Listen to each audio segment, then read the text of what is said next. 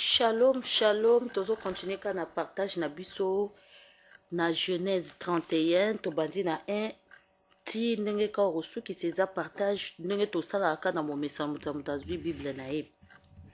Awa biso tozwaki na partage euti koleka ke ndenge Jacob akimaki ndenge mpona oncle na ye akomaki motema mabe mpo Jacob akomaki kopambola ma oncle na ye mpenza atondisamaki na zuwa. Jacob na kobanga wana azwaki ba mwasi na ye ba biloko basi na ye mibale biloko na ye nyonso akimaki. Tomonaki na verset 24 na partage euti koleka ndenge Nzambe azobundela biso, ndenge Nzambe akutanaka na baini na biso pendant la nuit, alobi kekeba kosala sœur oyo mabete kosala frère oyo mabete po aza ya ngai. Tozomona ke bato baza mise à part oyo bandimela Nzambe, moto atushaka nganga te, ayebi Nzambe mosusu ya baidole te. Tolobi te ke bato wana basumukaka te, okoki kosumuka me ezala na nkote ma soeur mon frère, ezala oyo ezali otutisami libaku mwana na Nzambe atutisama libaku me azalaka te ke obetano libaku okweya na okala otelemaka te, non.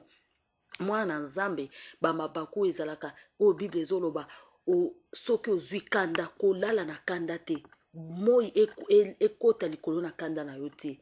Donc ntango yo osiliki il faut ose repentir okende koluka moninga alimbisa ngai na likambo oyo vraiment to arranger mpo ozonga na communion na Nzambe. Mwana na Nzambe asalaka bamasumu oyo ya nkote oyo bazokoteya yo okontinuaka kosala likambo wana.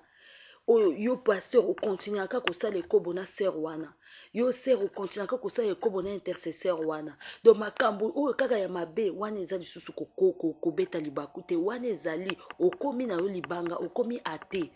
Donc ozoyoka liloba Nzambe, tu t'en fous de parole de Dieu. Donc ezosala yo eloko te, ezosala susu efe na bomoi na yo te, okomisi lisumu wana ekomi nango normal. Mwana na Nzambe asalaka bamasumu normal te. Osala lisumu moko ekoma normal na bomoi na yo nasalaka na nga boy Nzambe asa comprena. Non ma soeur mon frère, Nzambe akomprenaka te. Akomprendre lisumu ndenge nini mpo ye balobi azali 3 fois saint. Akokomprendre lisumu, akokomprendre yo soki okweyaki na ntango ya faiblesse. Nzambe aya atelemisi yo. Nzambe ta likambo na kangami na omenga naza mwana na yo, sunganga na telema na longwa na mabe oyo. Ndenge Jacob akina osigné pacte na Nzambe tango akutanaki na ye na échelle, alobi Nzambe soki yo place nga na ke yo pamboli ngai po tala nga lokoso na kende kowela mapamboli ya ndeko na ngai. Me ngai na boyi soki opamboli nga okotala ndenge Jacob akutanaki na ndeko na ye ase repentaki, alobi zwa mapamboli oyo yo nayibaki, zwa nyonso mpo nakutani na Nzambe na bomoi oyo ayebisaki nga oyo okenda osala na ndeko na yo eza kutu mapamboli te, ngai nakopambola yo. Akutaki mpe ndeko na ye apambolama.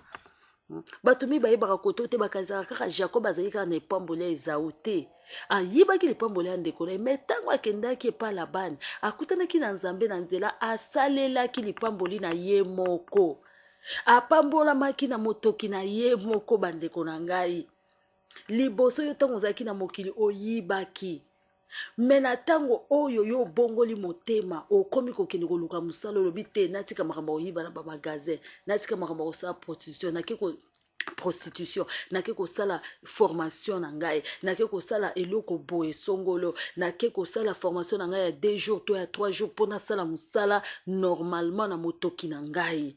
O te nazwaki jeune garçon na tie na ndako na komisi mwasi na ngai, nazwaki petite fille mineure na tie na ndako na komisi mwasi na ngai te. Ifo natika makambo oyo nazwa penza ta na ngai na bondela Nzambe. Nzambe apesa nga mwasi oyo ya lolenge ya age na ngai, Nzambe apesa nga mobali ya lolenge ya age na ngai, na banda kosala vie na ngai. Retard ezali te. Tomoni Sarah abotaki na ménopause epai ya Nzambe ezali te, célibat epai ya Nzambe ezali te.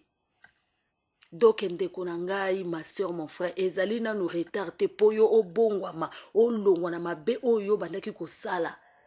Awa tozomona Nzambe ayebi Jacob amonaki ke ezalaki nanu retard te po ye abongwama.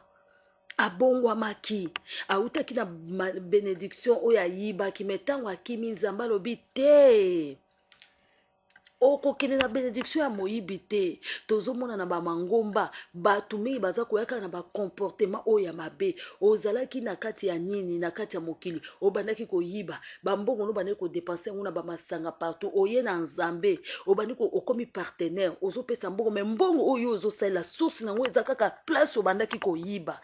Ozozonga kaka koyiba na bamagazi oyelaka pasteur baveste ya koyiba.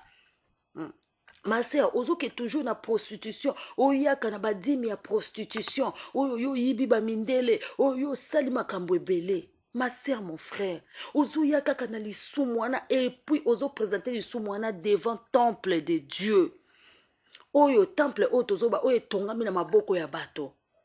Oza ko présenter Nzambe tala masumu nga na sala katala mbongo nango yangoyo. Okozwa ekatelumo mabe okoza lokola Safira.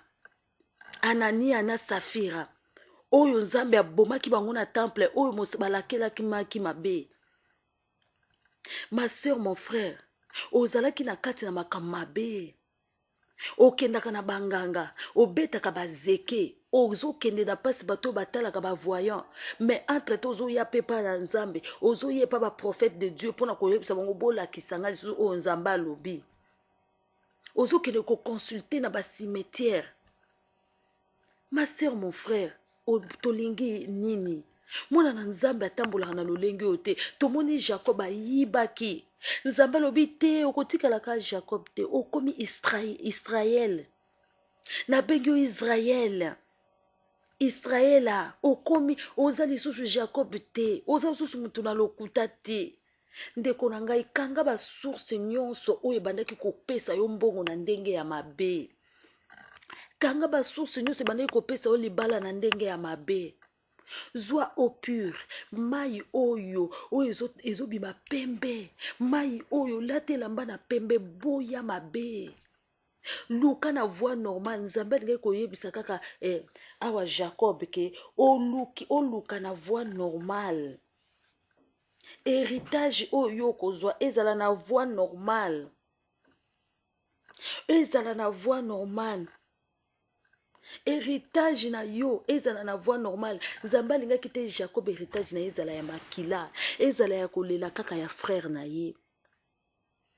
Yango wana tokomona ke Jacob asengaki Esau pardon.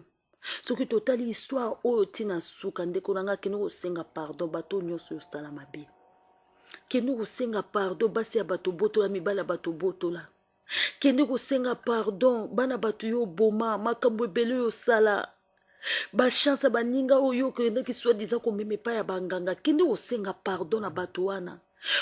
Soki okokoka te senga pardon na Nzambe pe tika.